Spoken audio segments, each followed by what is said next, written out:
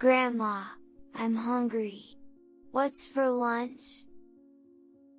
It was just before noon when my daughter, Emily, returned home with her son, Noah, for the birth of her second child. Noah, waving his hands excitedly, looked so adorable, and I answered with a warm smile.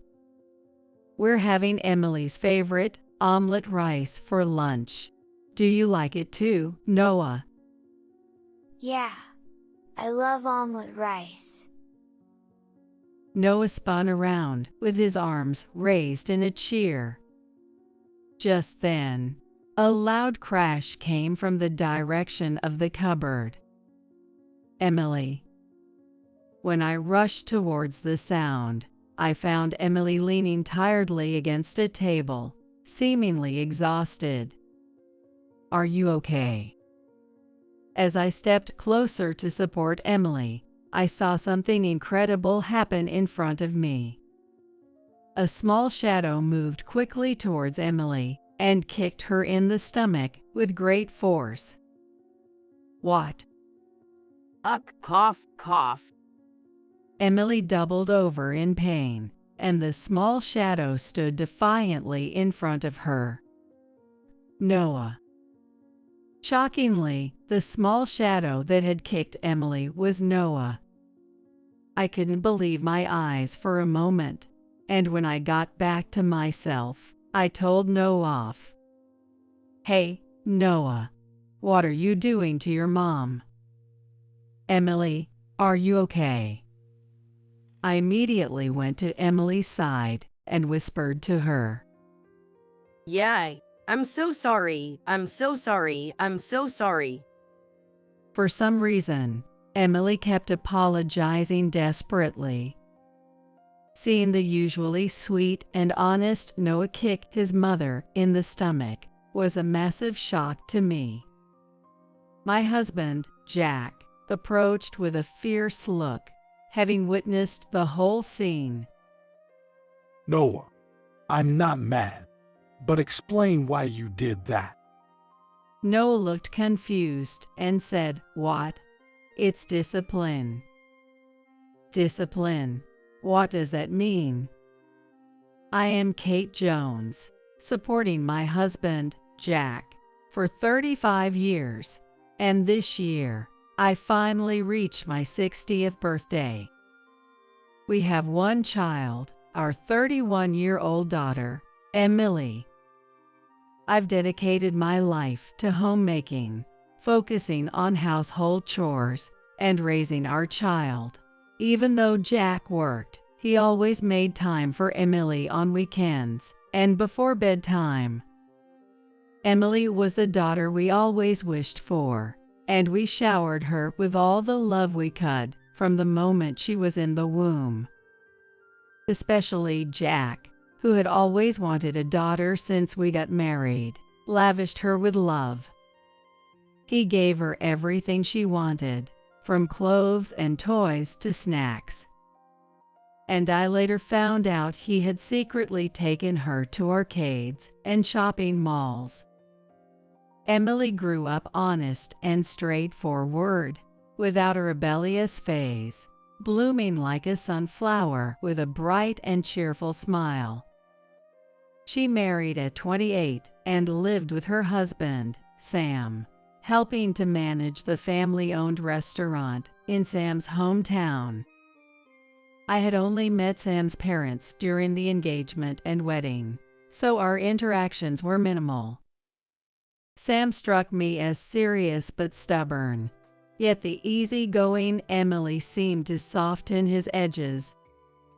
We considered Emily our little girl, so we hoped to welcome Sam into our family rather than send her away.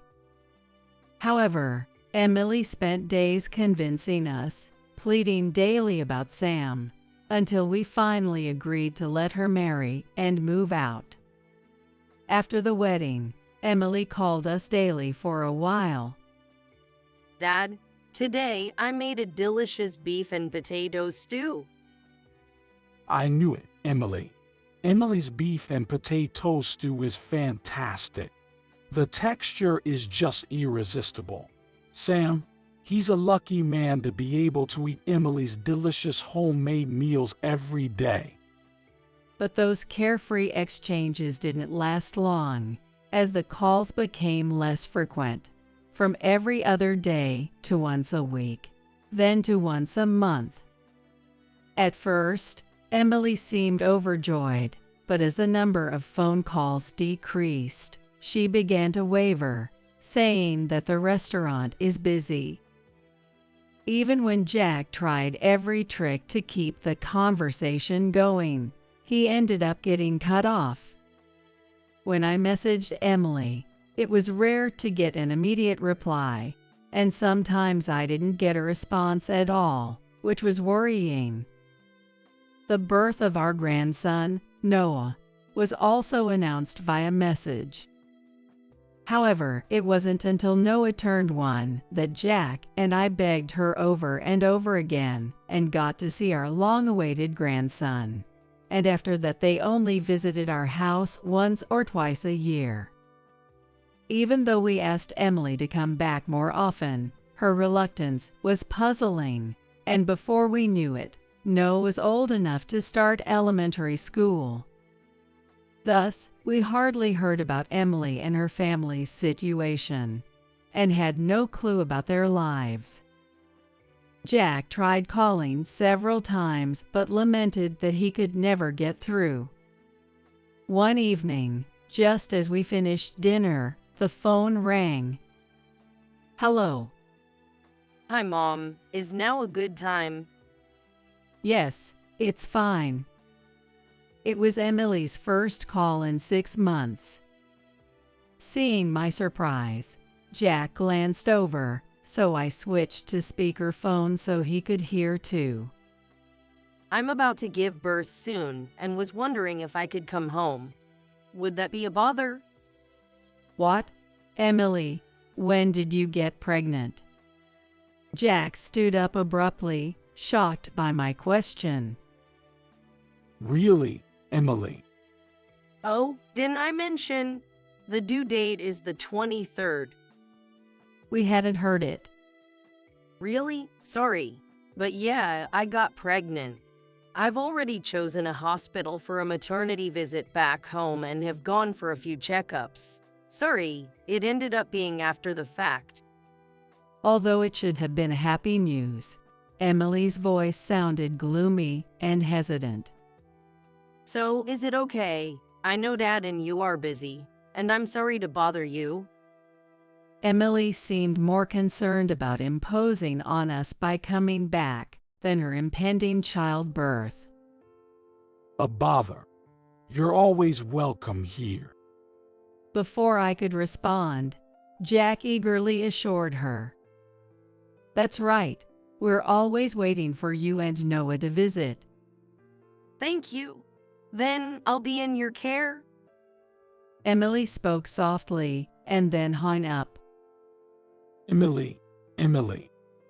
The call ended so abruptly that Jack kept calling her name into the phone, but all we got was the dial tone. Is Emily okay? Jack gripped the phone tightly, whispering as if talking to Emily. Emily sounded off, didn't she? Yeah, I've never heard her sound so down. Our joy at hearing our daughter's voice was overshadowed by concern for her unusually downcast demeanor. The following week, Emily came home with Noah. We went to the station early in the morning, eagerly awaiting their arrival. Emily appeared from the ticket gate, pulling Noah's hand. Emily, Noah. Jack rushed towards them and waved his hands enthusiastically. Mommy, who's that man? Noah noticed Jack, but he didn't remember because he hadn't seen Jack for over 3 years. He's my dad and your grandpa. Emily waved at us with an apologetic look on her face.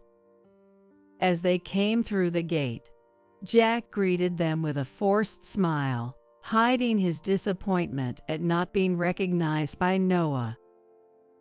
Emily, Noah, have you been well?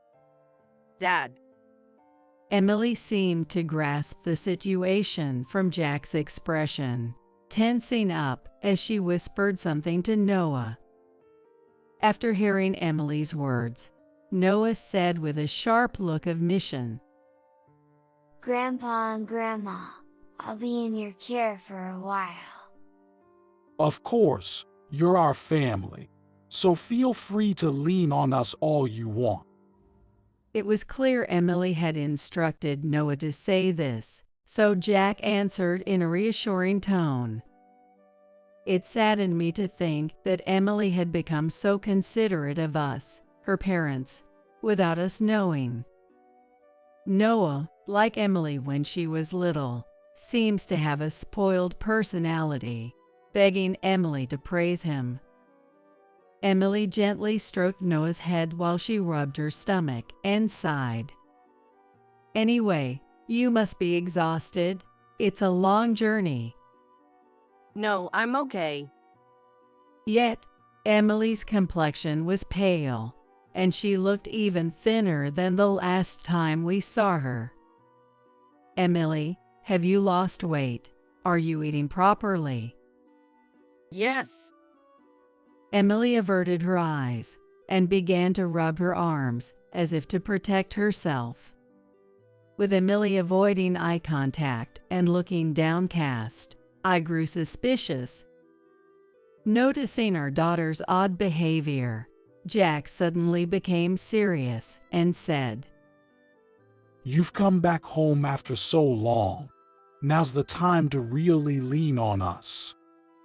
yeah, thank you, Dad. But Emily's response was hesitant, causing Jack and me to exchange puzzled glances. When we got home and I was about to make some herbal tea to take a break, Emily came into the kitchen and said, I'll help you. Emily, you should rest. I can help you. I am okay. Emily forcefully grabbed a kitchen towel and began wiping the dining table, sweat forming on her forehead. You were a very spoiled girl. What happened all of a sudden? She had never once talked back to me, but now she seemed like a different person, turning her back to me. It's nothing. I've just come to understand the challenges of being a mom. While meticulously wiping the table, Emily spoke calmly, but she looked so frail I had to force her to lie down in bed. Mom, I am okay. Emily was lying down and saying in a weak voice, and I was worried about her. We're taking care of Noah, so sleep for a while. I am sorry. Emily used to be so bright, like a sunflower, but now she was trembling and seemed so small and scared. It's not I'm sorry, it's thank you, right? Yay, thank you, Mom.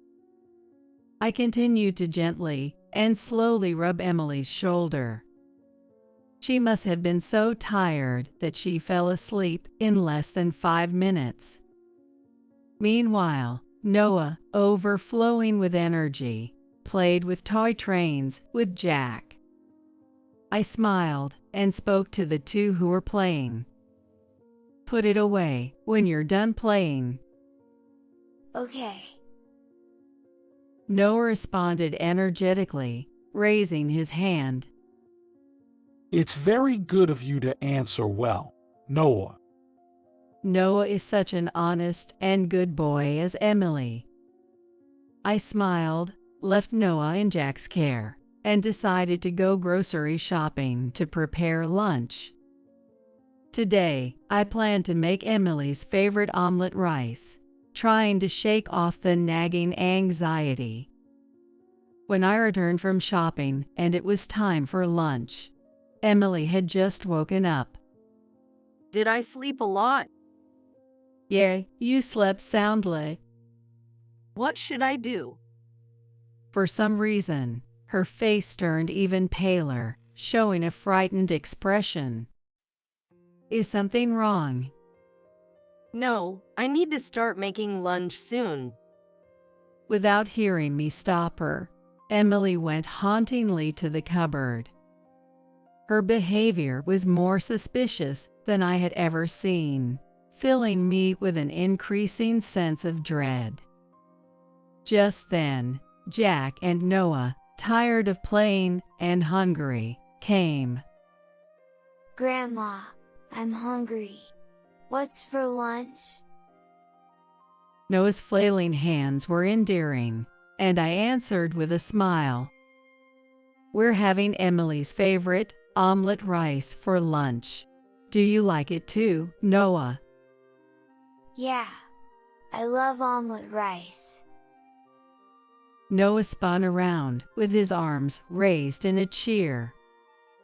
At that moment, a loud crash came from the cupboard. Emily. Rushing over, it seemed Emily hadn't fully recovered, as she was slumped over, leaning on the table. Are you okay? As I stepped closer to support Emily, I saw something incredible happen in front of me. A small shadow moved incredibly fast towards Emily and kicked her in the stomach with great force. What? Cough, cough. Emily crumpled to the ground, with a small shadow standing defiantly in front of her. Noah.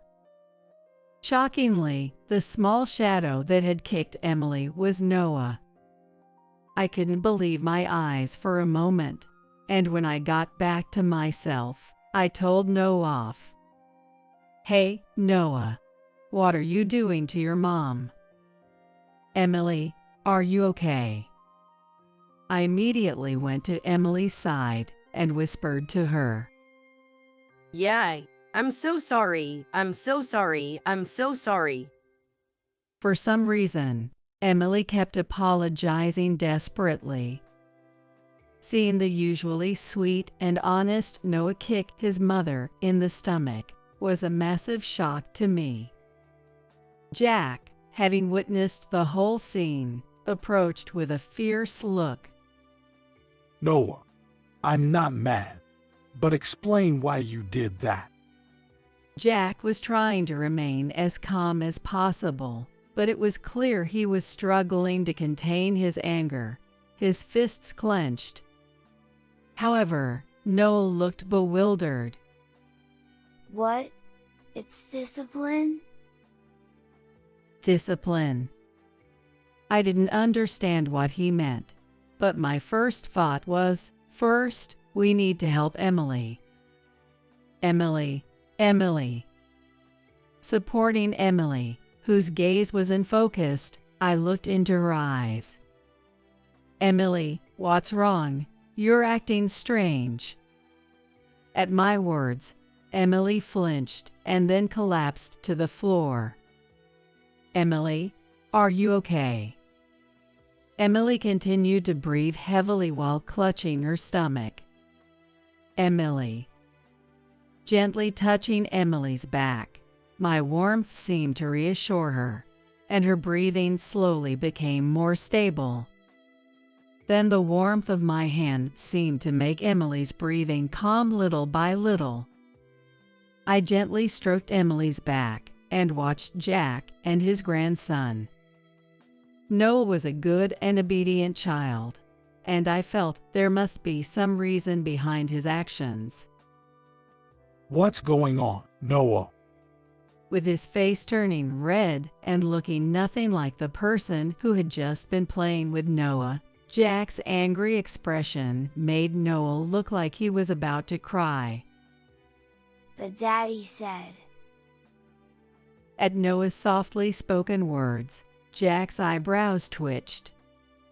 In front of Jack, who looked like a demon, Noah finally sobbed and continued his words. Daddy said, this is how to discipline Mommy. What do you mean? When Daddy's not around and Mommy makes a mistake, he told me to discipline her. Noah managed to say between hiccups. If I don't, Mommy gets in more trouble. That's unbelievable. Then Emily, coughing, managed to squeeze out her words. It's not Noah's fault. If we don't do this, Noah gets hit by Sam. With those words, the awful truth I had suspected became clear. You've endured so much. Imagining Emily enduring Sam's treatment alone, without anyone to turn to, brought tears to my eyes. I've been watched by Sam all this time. I couldn't say anything until now. Emily also started crying heavily. Emily, as well as Noah, and the baby will not be happy with Sam. Your mom's right. We can't forgive what he's done to our precious daughter. Emily's tears didn't stop, and Jack's words seemed to finally allow her to voice her true feelings.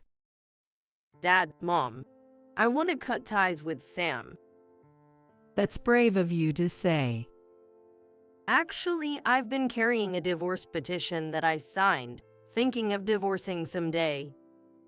When Emily revealed she had brought it even now, Jack immediately said, Let's call Sam over right now. But will he come? Sam always prioritized the restaurant and never listened to Emily, so she looked doubtful. Jack called Sam with a firm tone. Sam, come to our house right now. I couldn't hear Sam's voice on the phone, but Jack's voice made Sam look reluctant. Do you understand what will happen if you don't? Jack's forehead veins stood out, and his face turned red from the unfamiliar effort. We'll talk more when you get here.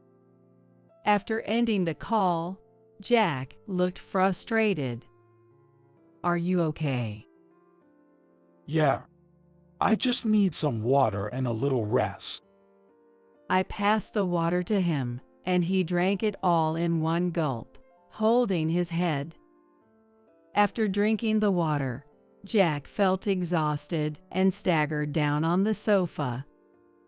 Noah sat quietly next to Emily, who still couldn't stand up. I clenched my teeth, bracing for what might happen next. Hours later, Sam arrived, his hair messy and dressed carelessly, with a sulky attitude. Seriously, I have work, and you call me over suddenly.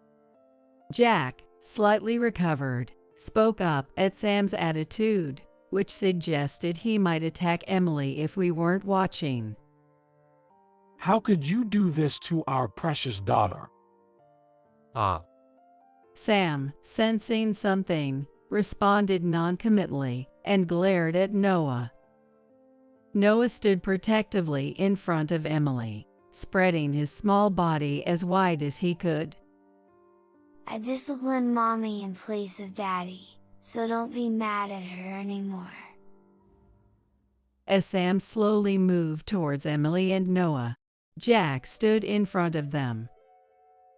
If you take one more step, I won't hold back. Jack's voice, deep and resonant from his core, made Sam shake his head in frustration. All of you painting me as the villain, disciplining a poor wife, what's wrong with that? Sam, showing no remorse, glared at Jack with muddy eyes. That's why I hated spoiled princesses. Do you have any idea how much I've hurt my hands educating this worthless wife? While revealing his abuse of Emily without a shred of guilt, Sam remained utterly unapologetic.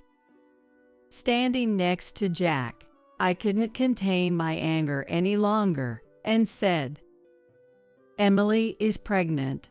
What if something happened to the baby? Even if she weren't abusing your wife, is despicable. Despicable, huh? It's Emily who's really despicable here, being so careless with housework and parenting. Sam started, scratching his head and saying something outrageous. Lately, I've been letting Noah do the disciplining. Just like his mother, he's completely inept. He casually mentioned abusing Noah if he didn't discipline properly, then taking it out even more violently on Emily, as if discussing tomorrow's weather. That's absolutely unforgivable. Jack screamed, realizing the unimaginable hardships our dear daughter had been silently bearing. Am I really that bad? I was raised this way, and making a fuss about this seems ridiculous.